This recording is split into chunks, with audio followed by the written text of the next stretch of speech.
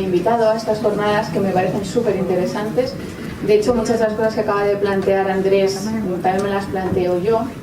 Deciros que la medicina basada en pruebas no es tan maravillosa todavía como parece. Evidentemente que no es la medicina de siglos pasados y nos basamos en pruebas para avanzar en el conocimiento, pero estamos muy lejos de alcanzar el conocimiento, y más en la neurología, que es mi especialidad, ¿no? Sí, creo que es ese. Entonces, un poco, bueno, aparte de agradeceros que estéis aquí en una tarde de sábado, después de comer, que igual tenéis sueño o algo, intentaré que no os durmáis mucho. Bueno, mi charla está un poco centrada, os he engañado, para empezar tengo que decir que el título es falso, o sea, empezamos bien. Sí que voy a hablar de trastornos del neurodesarrollo, pero claro, una quiere abarcar mucho y el proyecto inicial era hablar de TDAH y de autismo, pero a todo no se llega en 45 minutos, entonces lo vamos a dejar solo en el TDAH, y lo de mitos y leyendas irá surgiendo a medida que vaya hablando de ello. ¿Sí? Ahora ya lo tenemos. Espera. Creo que estaba al otro lado.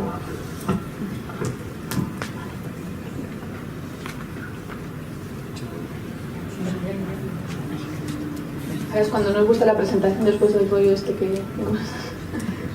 ¿Apago y enciendo o algo así o no? Desde cargo, lo que no sé. Ah, está bien. En ocasiones lo reinicia. Ahí, intentar. Lo apago y lo vuelvo a encender, que a veces... Sí. Sí. Sí, de formato compositor. Ah, perdona.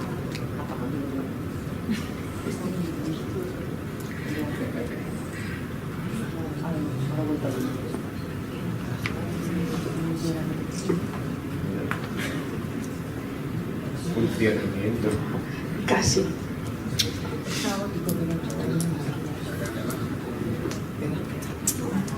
El problema es que vuelve el HDMI.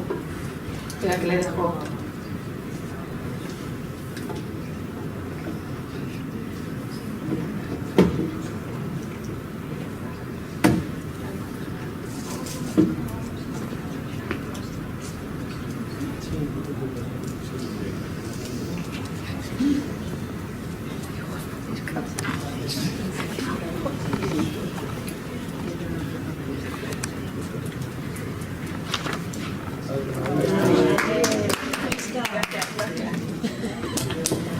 Menos mal, porque si no, no tengo chuleta. O sea que... Bueno, muchas gracias. Bueno, pues ya os han explicado quién soy, soy María José Mas. Vamos a hablar de trastornos del neurodesarrollo. Sí que hablaremos de mitos y leyendas, pero irán implícitas. Y seguramente, si tenéis alguna pregunta, son los mitos y leyendas las preguntas que me vais a hacer, estoy casi convencida. Bueno, un cerebro humano, el cerebro del Homo sapiens, tiene unas características bien conocidas. Pesa unos 1.350 gramos de media, sea de hombre o de mujer. Sí, ya, con esto ya.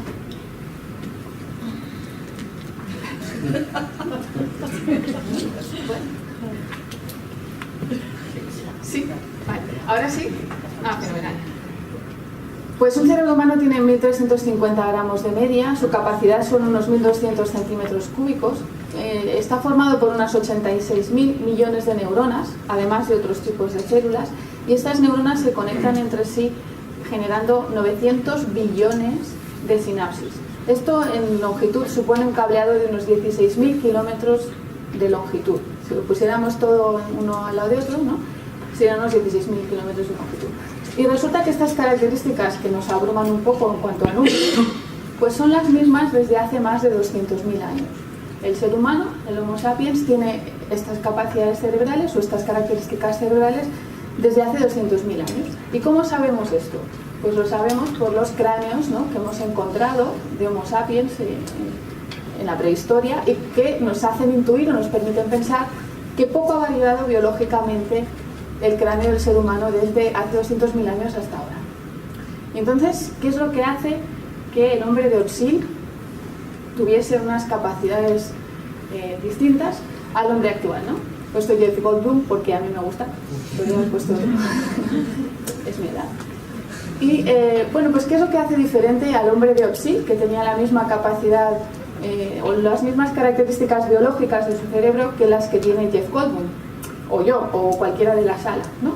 Pues lo que nos hace distintos es la capacidad de dominar el entorno. Mientras que el hombre prehistórico no tenía un dominio ni conocía la naturaleza lo suficiente como para manipularla no a su antojo, pero tener las capacidades técnicas que tenemos ahora, tenía que subordinarse a lo que iba sucediendo. El hombre moderno lo que ha llegado a conseguir es un dominio técnico que siempre a cada hombre moderno le asombra, ¿no?, su dominio técnico. Si habéis estado en Berlín, en el Museo de Arte Moderno, hay un letrero en la entrada que dice: todo arte fue moderno. Pues toda técnica ha sido moderna, ¿no? Entonces, estas capacidades técnicas con las cuales nos asombramos a nosotros mismos de nuestra posibilidad de manejar el mundo, son heredadas, porque casi todo lo que sabemos hemos ido manteniendo estos conocimientos desde el hombre desde el señor del sudeste, ¿no? Desde el señor congelado. Este señor es aquel que encontraron congelado en Noruega, ¿no? Los Alpes. En los Alpes, perdón, sí. Mira, me he confundido, gracias. Y esta herencia pues es doble. Por un lado tenemos esta herencia genética que hace que nuestro cerebro sea igual al suyo, y por otro lado una herencia cultural. Una herencia cultural que nos lleva pues a empezar a pintar en las cavernas. Después inventamos la escritura, la cultura griega con todo lo que nos ha explicado Andrés en parte, ¿no?, la filosofía. Le caemos en la Edad Media, que está muy denostada, pero también hemos visto que hay muchas cosas buenas en la Edad Media, ¿no?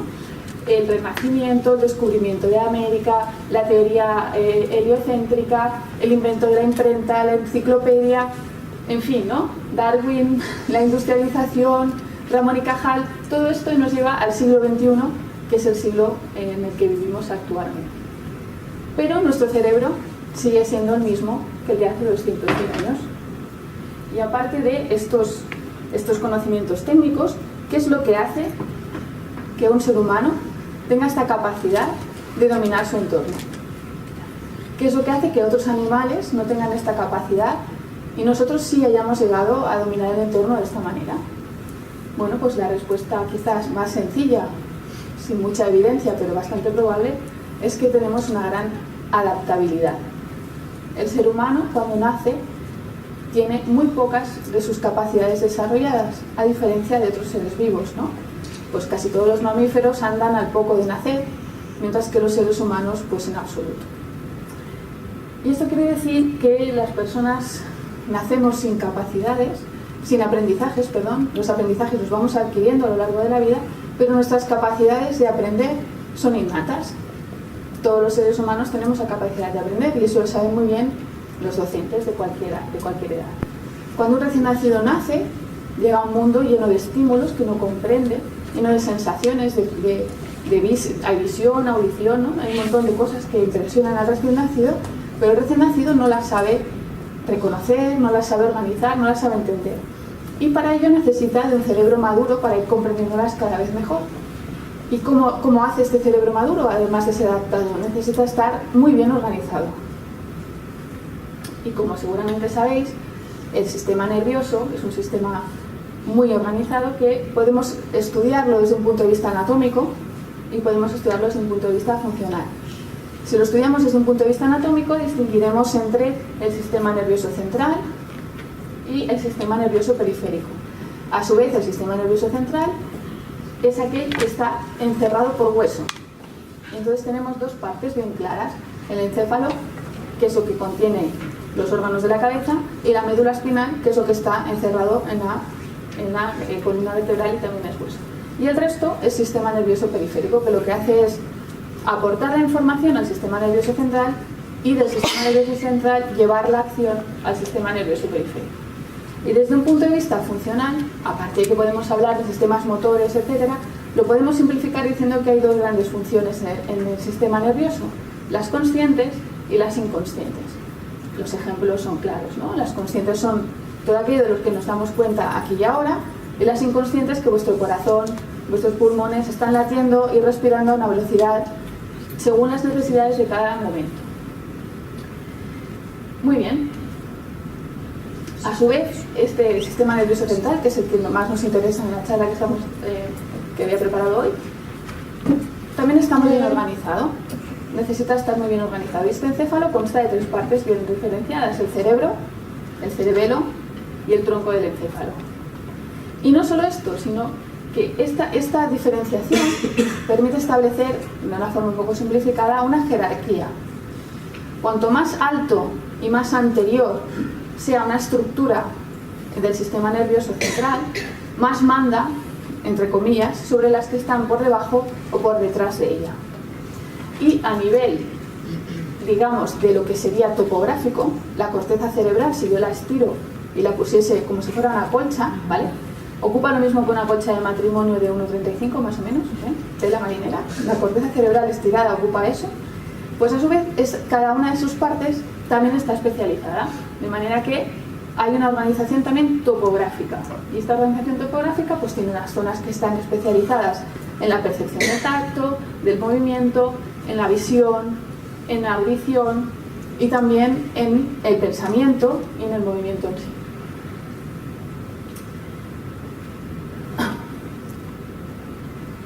Bueno, y entonces, insisto, hay 86.000 millones de neuronas que necesitan estar así de bien organizadas, y resulta que nacemos sin esta organización, no está completa, ¿no? ¿Y cómo se produce? Pues por un lado, hay de los 35.000 genes que se calcula que tiene el ADN humano, hasta 20.000, es decir, casi todos, tienen expresión en el sistema nervioso central. Esto quiere decir la gran importancia que supone para los mamíferos y para los humanos este genoma, ¿no? Este genoma, ¿para qué sirve? Contiene el programa de desarrollo, contiene las instrucciones para que el cerebro vaya creciendo y vaya madurando y adquiriendo esas capacidades que necesitamos para tener una vida adulta plena. Y esto empieza desde la concepción. El programa se desarrolla, está codificado desde la concepción. Y progresivamente este cerebro va creciendo, aumenta su volumen y aumenta sus capacidades. De una forma un poco simplificada, podemos decir que en el estadio primario, durante la concepción, lo que va a hacer este programa es generar las piezas que van a formar el cerebro. De manera que en el primer trimestre de gestación ya se ha dotado de los 86.000 millones de neuronas que va a necesitar toda su vida. Que luego va a haber unas que mueran, otras que nazcan y va a haber cambios, de acuerdo, pero va a tener ya 86.000 millones de neuronas a las 16 semanas de gestación. En los siguientes meses de gestación esas neuronas irán ocupando el lugar que les corresponde y empezando a formar una serie de circuitos muy básicos que servirán para la supervivencia del recién nacido. Pero un recién nacido no hace nada, ¿no? Respira, llora porque tiene hambre, exacto, duerme, se despierta y caga. ¿Qué es lo que sucede en los 3 primeros años de vida? Estos que son quizá los más importantes o los más determinantes para este neurodesarrollo, porque es más vulnerable. Una estructura que está en crecimiento y en desarrollo es más fácilmente vulnerable que una que ya está estabilizada y madura, ¿no? Entonces, en estos 3 primeros años lo que se van a crear son los circuitos básicos de funcionamiento. Necesitamos unos circuitos motores, vamos a aprender a andar, a hablar, que es un concepto motor, otra cosa es el lenguaje. Y eso es lo que se va a producir, y a no cagarnos encima. Esto es lo que se va a producir en los 3 primeros años de vida. Y después, en lo que sería el equivalente a un niño de primaria, porque si no estamos en Occidente se llamaría de otra manera, no van a primaria, ¿no? Un escolar, esos circuitos se hacen eficaces. Es decir, es la época de aprender aquellas cosas de enseñanza básica que necesitamos para el día a día en nuestra cultura. No aprende a comer igual un niño chino de Oriente que un niño occidental. Los juegos favoritos de un niño oriental pues son el tangram y nosotros usamos puzzles. Hay una serie de variantes culturales que van a ser las que van a suceder en estos primeros años de la enseñanza primaria. Y para mí, y creo que para vosotros estaréis de acuerdo, antes decíais cuál es la materia más importante, sin duda el lenguaje. Es la base para comprender todo lo demás. El lenguaje puede ser matemático, claro, puede ser musical, claro, pero necesitamos un lenguaje que codifique aquellas ideas que hemos ido percibiendo en los primeros años de vida, hemos aprendido a percibir, después aprendemos a interpretar lo que percibimos y a explicarlo. Y por último llega la maravillosa adolescencia, ¿no? Que es una época muy bonita, en la que lo que sucede es que se reorganiza de nuevo todo el cerebro y todo aquello que estaba tan bien, tan estable, tan maravilloso, de repente, no sabemos muy bien cómo, sospechamos que las hormonas sexuales tienen mucho que ver. Algo sucede aquí, que hay un cambio total en la organización. Y lo que sucede es que los circuitos que tanto mimo habíamos puesto en aprender las capitales de África, si no lo utilizas, desaparecen. Porque los circuitos lo que hacen es especializarse en aquello que más van a utilizar el resto de su vida. Y es esa época de la adolescencia en la que sucede esto. Bueno, pues esto solo era la introducción, o sea que ir agarrándoos porque vamos despacio. ¿Qué modifica este programa? Es un programa que evidentemente no todas las personas desarrollan el programa por igual y acaban todos siendo idénticos, ¿no?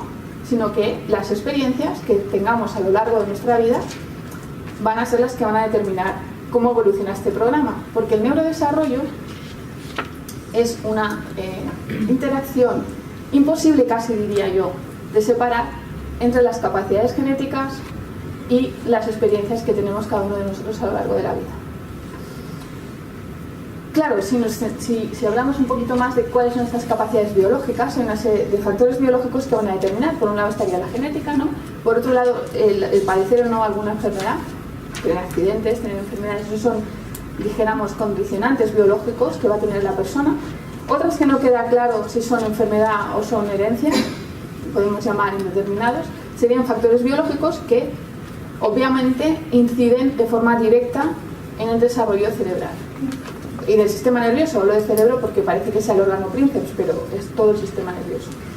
Y después habrá una serie de condicionantes culturales que podemos llamar experiencia, pues que serán pues, si te has casado con tu primo, si vives en una cultura muy cerrada, si tienes posibilidad de acceso a servicios públicos, educativos, de salud, si tu madre está sana y formas un buen vínculo con ella, si tienes, en fin, lo que serían condicionantes económicos, sociales, que como muy bien ha dicho Andrés, pues la pobreza empeora el desarrollo. ¿Por qué? Porque estos condicionantes socioculturales sí que inciden directamente en el desarrollo cerebral, pero es que además algunos de ellos, o probablemente todos, atraviesan esa línea que hay en medio que separa los factores biológicos de los factores culturales, y los factores culturales acaban convirtiéndose en factores biológicos. Y me diréis, ¿cómo es esto? Imaginaros que un niño sufre malnutrición porque no hay una dotación económica o porque vive en un área del mundo en el que no hay suficientes alimentos. Esto es un condicionante claramente cultural, pero va a tener una repercusión biológica. Si no lo corregimos, se transforma en una repercusión biológica. Algunas de estas alteraciones, además, van a ser hereditarias. Estamos viendo que aquello que decían si Darwin o Lamarck, ¿no? Lamarck decía que las jirafas heredaban el cambio porque habían aprendido a estirar el cuello, y Darwin decía que morían las que no lo tenían largo, por simplificar. Pues ahora estamos viendo que hay algunos factores que alteran el genoma, algunas experiencias que alteran el genoma, y que esa alteración genómica es heredada. Es decir, es todo muchísimo más complejo de lo que hasta ahora nos parecía, ¿no? Si en el siglo XIX nos parecía que íbamos a alcanzar el fin de la ciencia, en el siglo XXI lo que tenemos claro es que no sabemos nada, somos muy socráticos. Bueno, entonces dice, vaya rollo, no nos estás largando y todavía no has empezado a hablar de los trastornos del neurodesarrollo. ¿Y por qué? Pues porque ¿qué son los trastornos del neurodesarrollo? Pues cualquier cosa que incida en este complejísimo proceso que hace que el resultado final no sea un adulto independiente capaz de una vida independiente. ¿Y qué tienen en común estos trastornos del neurodesarrollo? ¿Cómo podemos decir, no? Pues creemos que son todos problemas vinculados a un mal circuitaje, a una mala formación de esos circuitos que os explicaba al principio. Pero generan muchas dudas en la medicina. Si pensáis, sobre todo a nivel de neurología y de neurodesarrollo, la ciencia está en pañales. No sabemos muy poco de todo esto, y la genética nos deslumbra, pero no es suficiente, como os acabo de explicar. Entonces, cuando suceden estos trastornos, lo que solemos hablar es de disfunción general del neurodesarrollo, porque el cerebro, aunque está muy especializado, como os he explicado, funciona como un todo. Tú no dices, ahora solo voy a ver, y puedes aislar esa función del resto de funciones, sino que todas las funciones están imbricadas entre sí. De manera que si algo se altera en este desarrollo, las consecuencias van a ser muy probablemente en todos los niveles. A nivel motor, a nivel cognitivo, a nivel sensorial, a nivel de conducta, y también podemos incluso a veces, no siempre, en los trastornos del neurodesarrollo encontrar alteraciones anatómicas o alteraciones funcionales medibles. Pero esto con las técnicas de hoy en día es lo menos probable. Y por supuesto el ambiente va a ser determinante. No es lo mismo una persona con síndrome de Down que nace en los años 50 o en los años 40, a la que no se le da ninguna oportunidad educativa porque a priori se pensaba que no tenía capacidad de aprender, que una persona con síndrome de Down que nace ahora y que se va a volcar la comunidad educativa en ella y va a tener una vida muy probablemente independiente, excepto casos graves, ¿no? Muy bien. Y estos trastornos del neurodesarrollo tienen unas características comunes entre sí, cualquiera de los que hablemos, el TDAH, el autismo, incluso podríamos hablar de la parálisis cerebral como un trastorno del neurodesarrollo, de una forma así, me miras así con razón, de una forma un poco estirada, pero para seguir con mi teoría, fuerzo un poco la teoría. Todos ellos tienen que tener un inicio en la infancia, eso es una característica lógica. Como en la infancia hay un cambio de cómo se va desarrollando la persona, no es lo mismo un bebé de 3 meses que un niño de 1 año, que un niño de 8, sus capacidades son distintas, pues las manifestaciones de ese problema variarán con la edad. No será lo mismo cómo se manifiesta un niño con TDAH lactante a cómo lo hace un niño o un adulto, ¿no? Y la buena noticia es que los trastornos del neurodesarrollo bien atendidos solo pueden mejorar, porque estamos hablando de algo que sucede y que no empeora. Si empeora es otra cosa, no es un trastorno del neurodesarrollo, son otro tipo de problemas, ¿vale? Y ya centrándonos un poquito en el TDAH y centrándonos un poquito en sus características, podemos decir que una persona tiene TDAH cuando aparecen tres síntomas, ¿no? Que sería una dificultad en mantener la atención, otra cosa que pasa es que no para quieta, se mueve en exceso, en hipercinesia, y la tercera cosa que pasa es que es una persona impulsiva. Y dirás, hombre, pues no todos los niños tienen estas características en igual proporción, ¿no? Efectivamente así es. Las proporciones de cada una de estas características varían según cada individuo.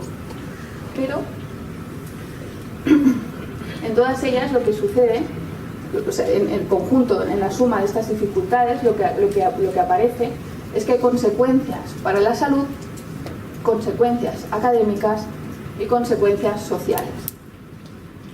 Y, por ejemplo, las consecuencias para la salud. Las personas con TDAH, niños y adultos, tienen más tendencia a la ansiedad y a la depresión. Consecuencias, pues el fracaso escolar. Consecuencias sociales, pues conductas de riesgo, por ejemplo el consumo de tóxicos o conductas que incluso llevan a la cárcel, porque no pienso muy bien lo que hago y ahora voy y robo un coche porque es gracioso. ¿Vale? Y como os decía, la segunda característica es que las manifestaciones varían con la edad, pero en realidad en el TDAH se mantienen un poco con la edad, como ahora os voy a explicar. En el niño preescolar, lo que llama la atención sobre todo son alteraciones del comportamiento, porque ¿qué tiene que hacer un preescolar? Aprender hábitos, ¿no? Pues lo que hay es una dificultad en el aprendizaje de los hábitos. Cuando llegamos a la edad escolar, ¿qué tiene que hacer un escolar? Aprender, ¿no? Entonces, ¿qué aparecen? Pues aparecen problemas de comportamiento porque no puede estar quieto, porque no atiende bien, aparecen problemas académicos porque no alcanza el nivel de sus compañeros, porque está distraído o porque no sigue las normas o por lo que sea. Problemas de interacción social, son niños muy sociables que saben hacer amigos muy fácil, pero les cuesta mucho mantenerlos. Tengo muchos amigos, pero cada año tengo unos distintos, o cada trimestre, o cada semana. ¿Por qué? Porque es fácil que haya peleas. Y la autoestima sufre porque un niño escolar, una de las cosas que debe desarrollar es la seguridad en sí mismo, la autoestima, la dignidad personal, y eso se desarrolla en la edad en primaria. ¿Y qué pasa en el adolescente? Si no hacemos nada, persisten todas estas dificultades y además aparecen las propias de la adolescencia. ¿Qué hacen los adolescentes? Probar. Pues pruebo cosas, fumo, pruebo un poquito de cocaína, me voy con un amigo que es muy simpático pero que se dedica a cosas que no le gustan a mis padres, ¿no? Empieza a haber problemas. Y si seguimos sin hacer nada, pues en la edad adulta, pues ya aparece un adulto con muchas dificultades. A lo mejor sí, no estoy exagerando un poco, estoy caricaturizando, pero son personas pues que les cuesta mantener un trabajo, que no son responsables aparentemente en sus obligaciones, son más propensos a accidentes, los adultos conducen, ¿no?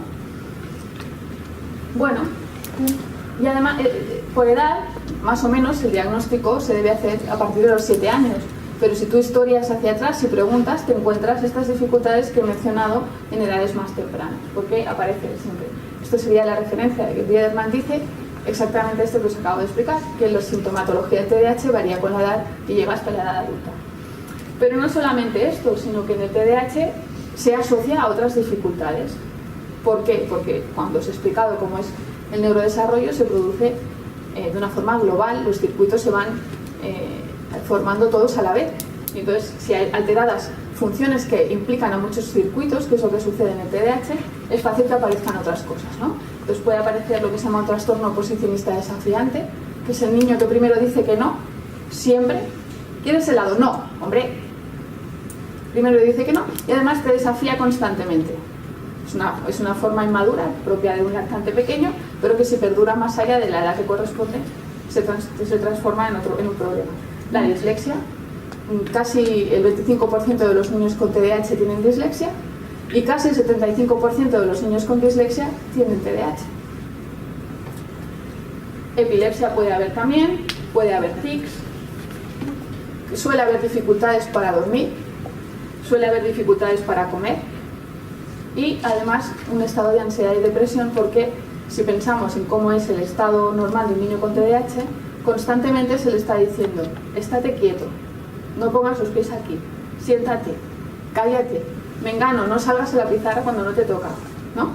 Entonces esto al final, el niño tiene esa mirada que yo siempre creo que es lo que es más reconocible, esa mirada de lo estoy haciendo bien.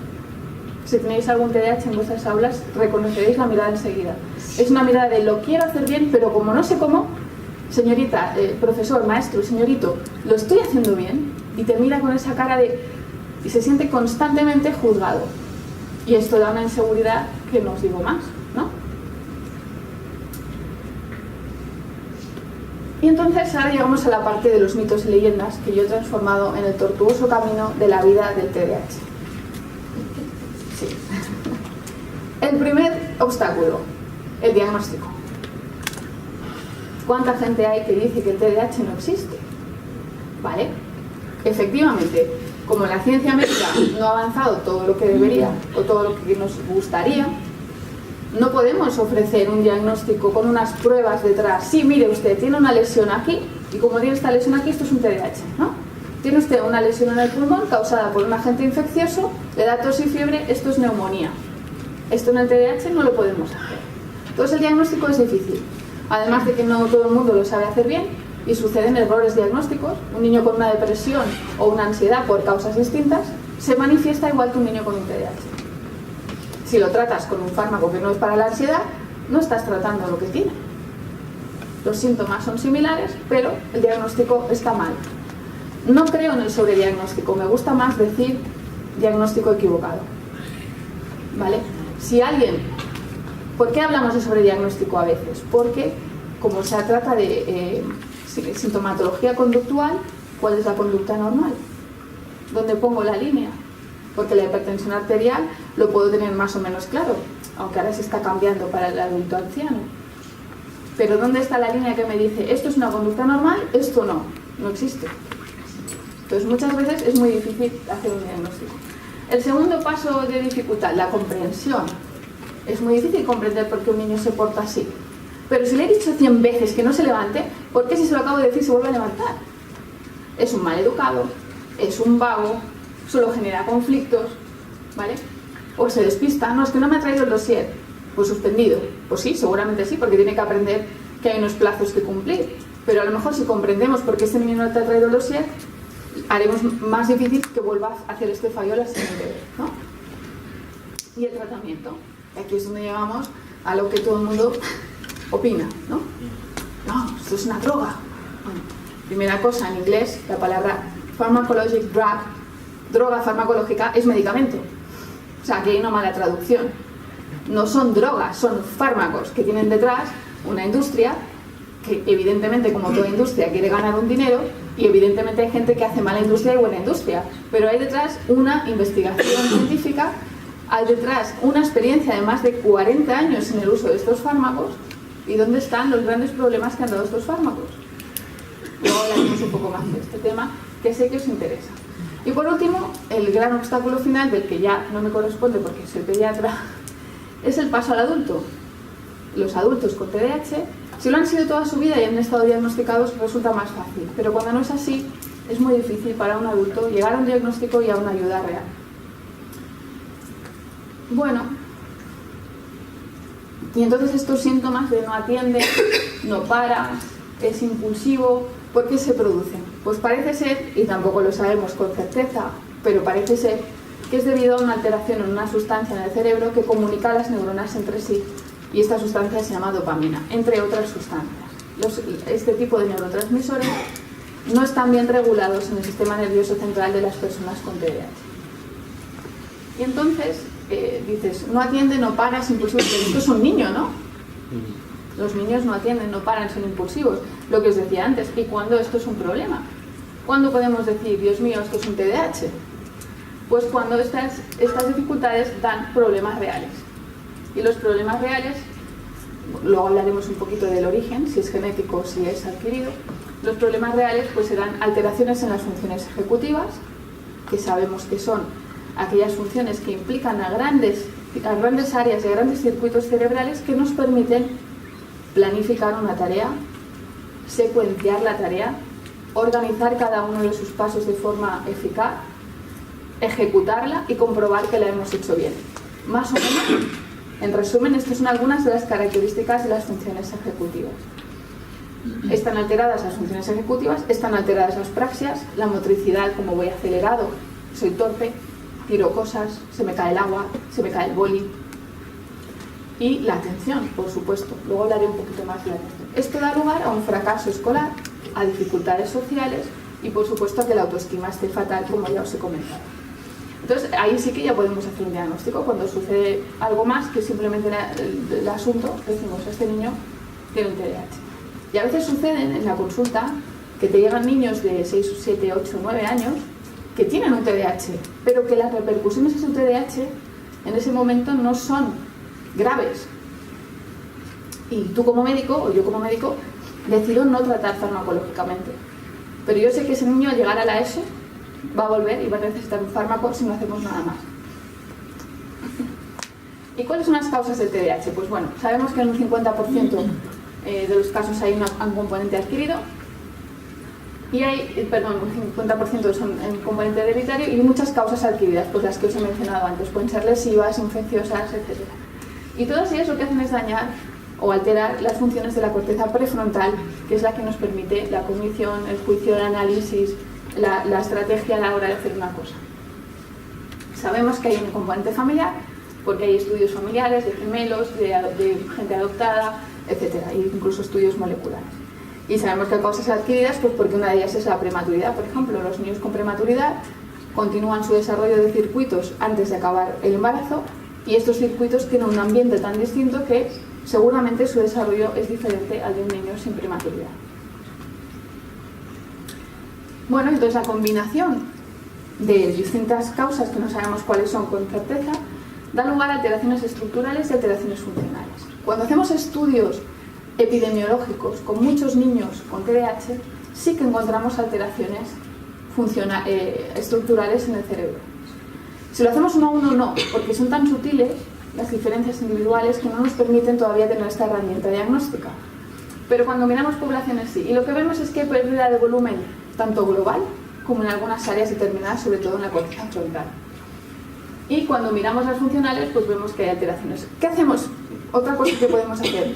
Utilizamos medicación, que sospechamos que es la dopamina, uno de los neurotransmisores alterados, y cuando damos medicación, la funcionalidad mejora, pero las alteraciones anatómicas no muestran que haya un cambio, ¿vale? Es decir, estamos ahí en el borde de la demostración científica, ¿no? Pero si seguimos hacemos estudios, vemos que efectivamente el fármaco funciona como se explicaré ahora. Esto es un estudio que se publicó, que es la comparación de la velocidad a la que crece la corteza cerebral del niño con TDAH y sin TDAH. Abajo es el niño que no tiene TDAH y como está en bucle, si os fijáis, veis que las zonas corticales acaban su maduración bastante antes que lo que sucede en los niños con TDAH. Esto es un estudio poblacional, ¿vale? Y hay más o menos un retraso de unos 2 años. Si tenéis algún alumno con TDAH, veis que en cuanto a sus capacidades intelectuales no es un problema, pero en cuanto a sus capacidades conductuales y sus capacidades de comprensión lectora, por ejemplo, sí que hay un decalaje que puede ser hasta de 2 años en algunos casos, ¿no? Seguramente esto lo encontráis en las clases. Bueno, entonces, claro, si no tengo cómo diagnosticarlo, pues ¿cómo lo voy a diagnosticar? Pues hay tantas cosas que no sé, que el diagnóstico solo puede ser clínico. No puedo basarme en pruebas complementarias, porque no tengo nada en lo que basarme. Tengo que hacer un diagnóstico clínico. Y aquí es donde entra otra de las polémicas, otro de los mitos polémicas, que si la industria, que si no sé qué, ¿no? Encima, cuando vamos a los criterios clínicos, pues no todo el mundo usa los mismos, porque sí, todavía hay medicina que cada maestrillo tiene su librillo. Entonces tenemos, por un lado, los criterios de la Academia Americana de Psiquiatría, más conocido como el manual DSM, ¿no? Que lleva por su edición 5, Disease, Statistical, Mental, bueno, clasificación de los disorders mentales. Bueno. Y luego tenemos la clasificación de la OMS, que es el CIE-10, Clasificación Internacional de las Enfermedades. Y si las comparamos, no coinciden entre sí. Son muy parecidos, en las dos sí coincide que debe haber una alteración en la atención, que debe haber una alteración en la contención del movimiento y que debe haber una impulsividad. Pero los criterios para decir que hay una inatención, hiperactividad o impulsividad no son exactamente los mismos. Bueno, primera dificultad. ¿Y cuánta gente hay con TDAH? Hombre, pues si los criterios cambian, pues depende de qué criterio use. Si usamos el DSM-5, en España más o menos, porque no hay estudios globales, esa es otra, ¿no?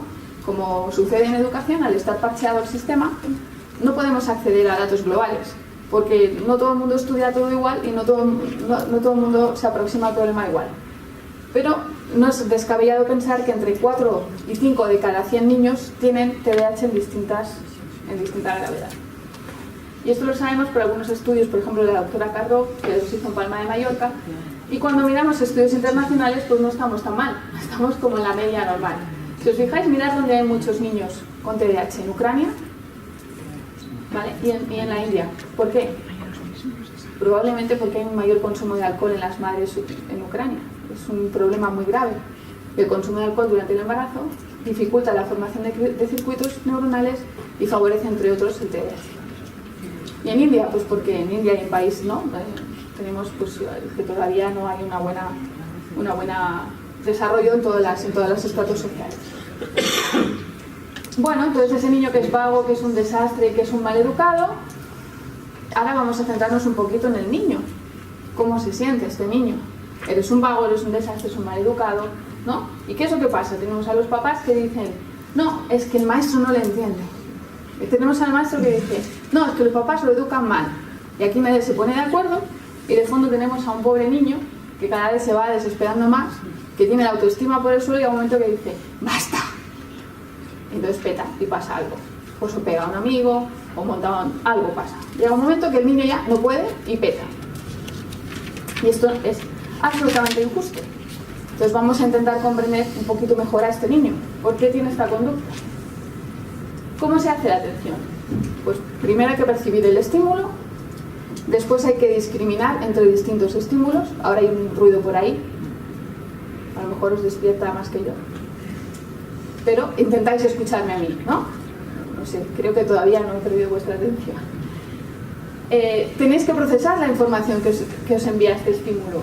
Y, si es necesario, porque ahora sucede algo, hay que cambiar la atención hacia otra cosa, ¿vale? Hay que evitar las distracciones, hay que olvidar ese ruido que hemos oído y a partir de todas estas cosas que suceden a nuestro alrededor, organizamos una respuesta. Una respuesta que en este caso espero que siga siendo, estamos atendiendo a lo que dice María José, ¿no? Bueno, ¿y qué le pasa a un niño que tiene TDAH? Pues que esto no funciona así. Para empezar, la atención no dura ni nada. ¿Y por qué? Porque hay esta lesión en las áreas prefrontales. Y se alteran fundamentalmente tres cosas. Una es la memoria de trabajo, que como sabéis es aquella información que necesito retener el tiempo suficiente para concluir una tarea. Si estoy haciendo una cosa y a mitad se me olvida lo que estoy haciendo, pues me pongo a hacer la siguiente. Memoria de trabajo, que no sirve para nada más que para completar el trabajo. Camarero, sois 10 y cada uno pide una cosa. Yo un café doble, yo un whisky, yo no sé qué, yo una Coca-Cola, cada uno pide una cosa. Viene el camarero y oye, sin preguntar, lo pone bien. Se va y cuando vuelve dice, ¿qué te debo? ¿Qué teníais? Porque te has acordado, nos lo has traído bien y 10 minutos después ya no. Porque 10 minutos después la información no le sirve, entonces la borra, no le interesa. Eso es la memoria de trabajo. ¿Vale? La siguiente cosa que está alterada, porque están alterados estos circuitos prefrontales, son las funciones ejecutivas, que ya os he explicado un poco lo que era. Y la tercera cosa es la velocidad de procesamiento. La velocidad de procesamiento, el ejemplo más claro que se me ocurre, para que entendamos enseguida lo que es el que tenga un Samsung que recuerda la secuencia de apertura de la pantalla. Hay una secuencia, ¿no? Ese es el simbolito que he puesto ahí, ¿no? Hay una secuencia en los botones, ¿no? El código, en vez de ser un número, es una secuencia. Pues la velocidad de procesamiento lo que hace es recordar secuencias. Es decir, un niño con TDAH no retiene el tiempo suficiente la información en el cerebro para acabar una tarea. Cuando tiene que organizar la tarea, no sabe. Y encima, las secuencias no las distingue. ¿No? Como pedagogos os acabáis de quedar escalofriados. O sea, ¿qué hago con esto? Yo no lo sé, yo no soy pedagogo, yo solo os explico lo que pasa. Si supiera la respuesta... ¿Qué es lo que le pasa al niño? Pues el niño, su procesamiento, su respuesta es así. Está todo a la vez en el cerebro. Me acuerdo de todo a la vez y es como el baúl de los juguetes. Todo ahí metido y no hay quien encuentre el Madelman, ni la Barbie, ni la pieza de Lego que perdí la semana pasada. Y entonces el niño, imaginemos que está en la clase y que está intentando atender a su profesora y lo que pasa es que hay 80.000 cosas que le distraen. Pero el niño quiere escuchar a su profesora, porque es mentira que no quiere. Él quiere, entonces vuelve a la profesora y vuelve a distraerse a la profesora. ¿Y qué pasa? Que al cabo de 5 minutos, 10 minutos, depende de su edad, está agotado. No puede más. Ha hecho tanto esfuerzo, lleva tanto esfuerzo intentando atender, que ya no puede más. ¿Qué hay que hacer para conseguir que este niño recupere su atención? Pues hemos dicho lo de la memoria de trabajo y tal. ¿Qué podemos hacer? Aumentar el tiempo que me escuchan, mejorar el enfoque, quitar todas esas cosas que distraen y organizar.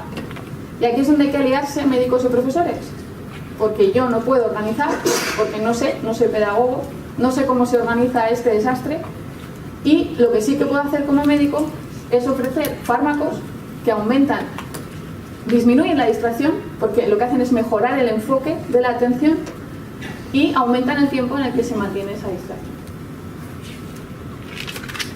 Y no es que lo diga yo, sino que esto es la guía de práctica clínica que se utiliza por la Academia Americana, en este caso de Pediatría, que es la más aceptada en el mundo mundial y es la que seguimos todos los que nos dedicamos a este tema. ¿Y qué hace esta guía? Pues está basada en principios de evidencia científica, ¿vale?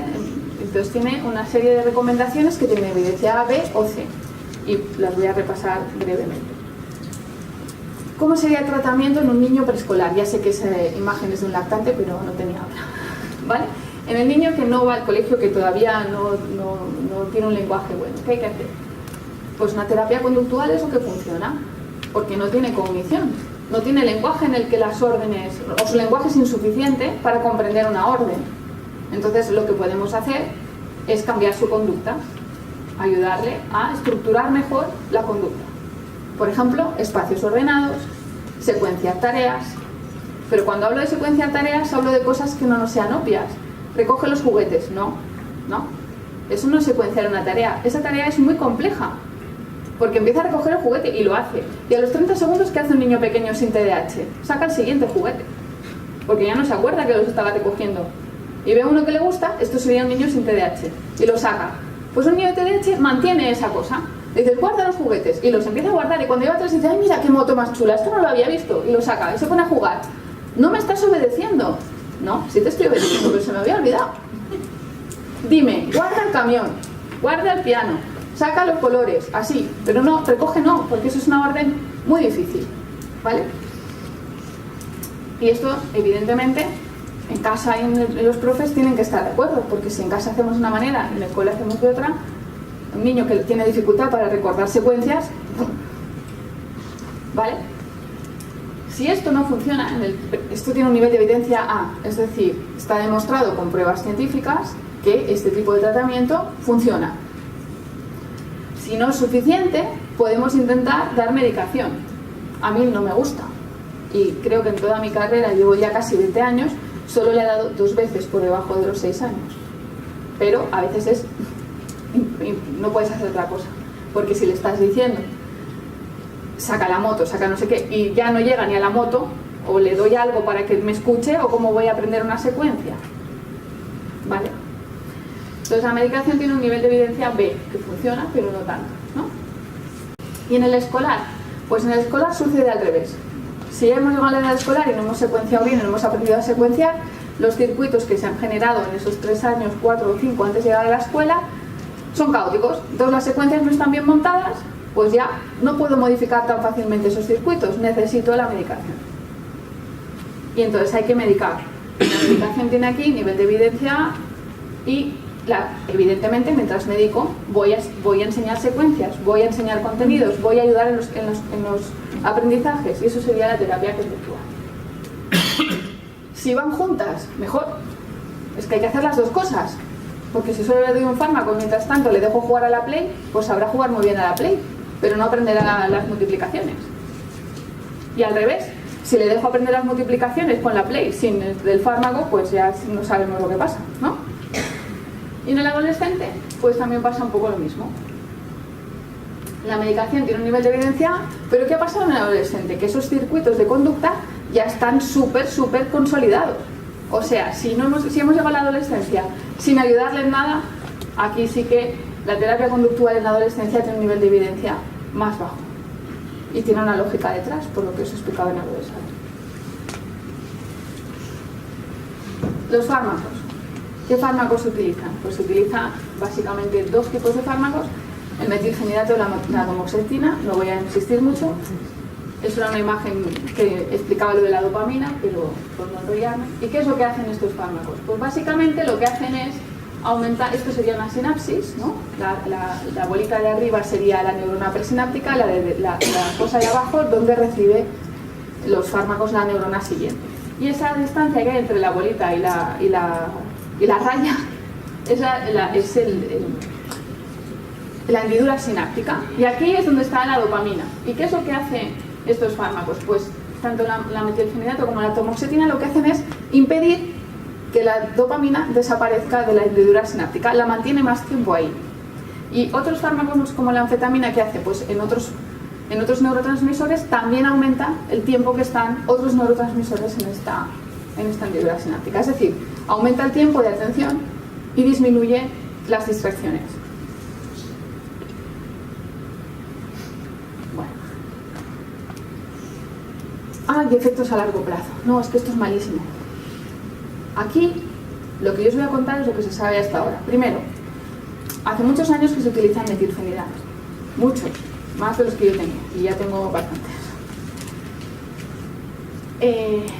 No hay población, o sea, de la población que lo ha utilizado, no vemos que tengan problemas graves. Estos adultos, que ya son adultos, no tienen problemas de salud graves. Sabemos que puede incidir en el crecimiento, y lo que sabemos hasta ahora en los estudios que se han hecho, que tienen el problema de que son de corta duración, son de 2 o 3 años de duración, no más, pero eso que sabemos hasta ahora, sabemos que ni en el crecimiento ni en el índice de masa corporal empeoran de forma enorme en el conjunto de niños. Niño a niño, pues hay que ver, si lo empeora, pues no podemos seguir usando ese fármaco, evidentemente. A nivel psicológico, tampoco aumenta el riesgo de depresión, de ansiedad, pero, como os he dicho, hay una comorbilidad. Es fácil que un niño con TDAH tenga otra sintomatología psicológica. Y a nivel cardiológico sí que tenemos bastante claro que aunque son fármacos que aumentan las frecuencias cardíacas, en el momento en que lo dejas de dar, la frecuencia cardíaca y la tensión arterial se normaliza y no son tan graves estos aumentos como para cambiar la estructura cardíaca, con lo cual no tiene peligro cardiovascular este fármaco, que quizás es una de las cosas que más, creo yo, pueden asustar, ¿vale? Bueno. ¿Qué es el problema? Si nos pasamos de dosis, tenemos un niño, es que me queda empanado, pues hay que revisar la dosis. Porque no se trata de que el niño esté empanado, se trata de que el niño atienda y esté bien para aprender. ¿Vale? Entonces, si hacemos, ¿y qué es lo que pasa? Hemos dicho que lo ideal es combinar fármaco con psicoterapia o con terapia conductual. ¿Qué es lo que pasa? Que menos de 1 de cada 4 niños en Estados Unidos, que es donde más hacen terapia conductual, recibe terapia conductual. No nos mejoran todo lo que podrían mejorar, porque no hay una buena comprensión del asunto. Y entonces, es muy importante organizar, y aquí es donde entra el docente, el maestro. ¿Qué hay que organizar? Tareas, prioridades. No solamente la prioridad, mañana tienes un examen, sino la tarea en sí. Cuando hagas este escrito, vamos a leer. Y dentro de la tarea, organizar la información. ¿Vale? Una lección de historia.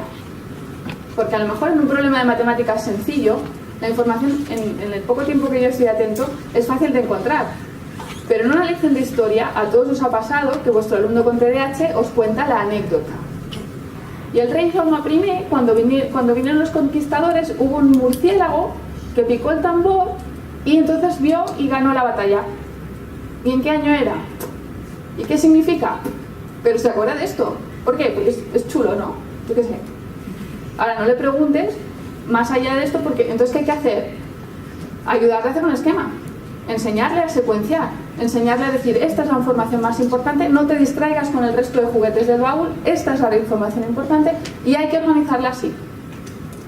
¿Vale? Y luego poco a poco lo hará solo, pero si no le ayudamos. Entonces, ¿qué me encuentro en la consulta? Muy a menudo, niños y padres que me dicen, es que el maestro dice que con 9 años ya tiene que saber llevar la agenda. Claro que sí, pero si tiene un TDAH, claro que no. Ni con 9 ni con 25. ¿Vale? Entonces creo que lo de la información es algo que no nos queda claro, lo de organizar la información. Y todo esto lo digo yo, me lo he inventado, he venido aquí, he montado una charla súper chula con dibujitos y me lo he inventado. No, esto es lo último que he publicado en las clínicas psiquiátricas en Norteamérica, que son revisiones muy exhaustivas en donde podéis encontrar estas cosas, ¿no? Dicen lo que os acabo de decir de la atención pedagógica, que a nivel escolar lo que funciona es la conducta y a nivel del adolescente lo que funciona es ayudarle con la organización. Dicen además, estos serían algunos ejemplos, ¿no?, de cómo organizar la información, pues que el horario esté visible en la clase, que le marques los tiempos en las tareas, que hagas grupos, o sea, una cosa ideal que no todo el mundo puede hacer, porque también entiendo y sé que no están los recursos que deberían siempre, ¿no? En fin, cosas que seguro que sabéis hacer mejor que yo. Y todo esto, al menos en Cataluña, está recogida en esta guía de detección y actuación en el ámbito educativo para el TDAH. Supongo que la Comunidad Valenciana también tiene una, seguro que sí. ¿Sí? Sí, todas las comunidades tienen una. Vale, perfecto. Yo es que no lo sé, disculpad. Entonces, esto es muy importante y es una cosa pero creo que hay que entender muy bien lo que hay detrás de esta, ¿no? Y bueno, entonces, más cosas, no solamente intervención escolar, sino intervención familiar. ¿Qué pasa en la familia? Hemos dicho que el 50% tienen un padre o una madre que tiene TDAH. ¿Cómo vamos a ayudar a secuenciar algo si yo mismo no me secuencio? O sea, es una cosa ya endémica en la familia. Pues esto es lo que hay que intentar entender también, ¿no? Y lo mismo que antes, el preescolar y el escolar, lo que hay que hacer es modificar la conducta. Hay que ayudarle en la conducta. En el adolescente, como se añaden otros problemas, ¿no? La adolescencia en sí es un TDAH. Aunque no tengas TDAH, todos los niños cuando llegan a la adolescencia empiezan a aparecer conductas, entre comillas, de TDAH. Pues hay que ayudarle a que comprenda. Como aparece la cognición que decíais antes, es más fácil en los primeros años hacer una intervención conductual y en los años más maduros una intervención cognitiva. Y otras cosas, la dieta y el estilo de vida, ¿no? El dormir, comer, hacer ejercicio. Bueno, pues la dieta, ¿qué es lo que pasa? Los fármacos para el TDAH causan una pérdida de apetito en un 78% de los niños, es decir, en casi todos. ¿Esto qué da lugar? Pues a que comen mal.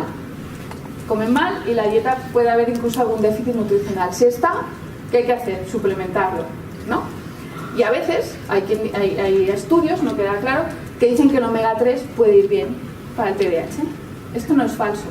Lo que es falso es que hay que gastarse 43 euros en un bote de omega 3 de la farmacia. El omega 3 está en las nueces, está en las sardinas. y vale un euro una lata de sardinas en cualquier sitio, ¿no?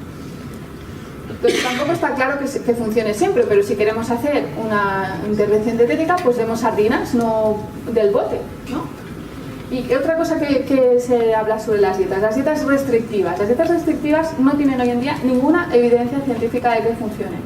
Evidentemente hay niños que pueden ser alérgicos o que pueden tener un problema de salud o celíacos y necesitan una dieta restrictiva, pero son niños con un diagnóstico claro. Hacer esta probatina no nos sirve mucho. ¿Por qué? Porque no siempre son seguras, porque son difíciles de hacer y porque son caras. Y además, sobre todo, porque hacer esta prueba retrasa el tratamiento, que hoy por hoy sí sabemos que es efectivo, que es el que os he comentado. Otras cosas en cuanto al sueño. Si una medicación altera el sueño, ya os he dicho también que el propio TDAH puede alterar el sueño, puede dar insomnio. Si la medicación lo está alterando, hay que revisar la medicación. Si con eso no es suficiente, sigue habiendo un problema de sueño, podemos pensar en cosas como la melatonina, que es la hormona del sueño, induce el sueño de forma fácil. Y el ejercicio tampoco está claro, sí que es verdad que mejora la atención, pero tampoco está claro que sea una intervención recomendable a todo el mundo y que seguro que va a ser una mejora evidente en el TDAH. ¿Vale? Cosas que sí que están desaconsejadas.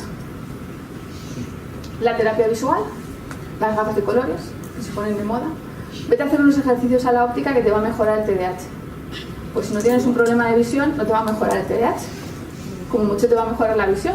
Pero ya os he explicado las alteraciones cerebrales que tiene esto, que tienen que ver con los ojos. Claro que sí, pero muy poco. No tiene ninguna lógica. Y lo mismo con las terapias auditivo-integrativas, que son el famosísimo método Tomatis. Eso no vale absolutamente para nada, en absolutamente nada. ¿Vale? Soy así de contundente y podéis mirar las revisiones y os puedo proporcionar bibliografía si estáis interesados. No está probado. Y una vez más retrasa el tratamiento efectivo. Bueno, pues un poco yo quería explicaros esto es un poco lo que os decía. No sé si estáis atentos para encontrar al señor entre el grano de café. Aquí hay una cabeza de un señor, os lo prometo. Sí. ¿Alguien ya la ha visto? Está aquí. ¿La veis? No, ahora sí. Pues está, ¿eh? Cuando la veáis no la dejaréis de ver. Ah, vale. Ah, vale. Muy bien, y esto era un poquito lo que os quería decir. Esto soy yo. Un poquito de propaganda, ¿no? O sea, comentaros que en primicia, que no salga de aquí, yo sé que estáis grabando. En junio sacaré un libro que hablará de desarrollo neuronal, de neurodesarrollo, y que, bueno, pues os mantendré informados pues, si os ha interesado lo que os he explicado. Y si tenéis preguntas, pues estaré encantada de contestar. Gracias.